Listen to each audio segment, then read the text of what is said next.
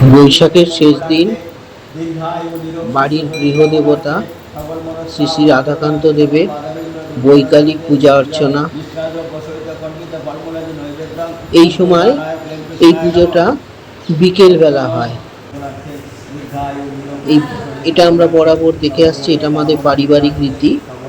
বৈকালিক পুজো দেওয়া হয় শ্রী রাধাকান্তকে ফল মূলাদি মিষ্টি দিয়ে পুষ্পমালায় সাজিয়ে এই পুজোটা বৈশাখের শেষ দিন আমরা বিকেলবেলা দিয়ে থাকি।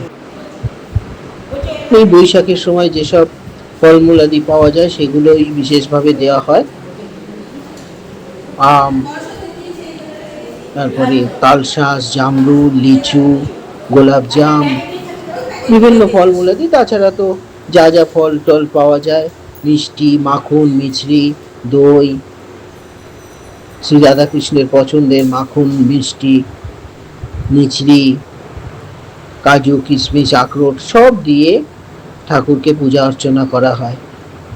এই পুজোটাকে আমরা বৈকালিক পুজো বলে থাকি, যেহেতু বিকেল বেলায় পুজোটা হয়।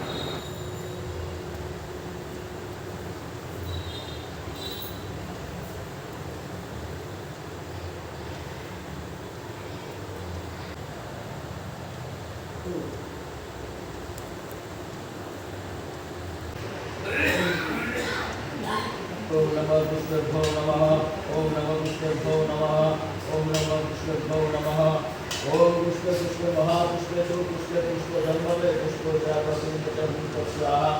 ओम सौजन्य गंध पुष्प गजरित धूप जय ध्वनि घंटा वही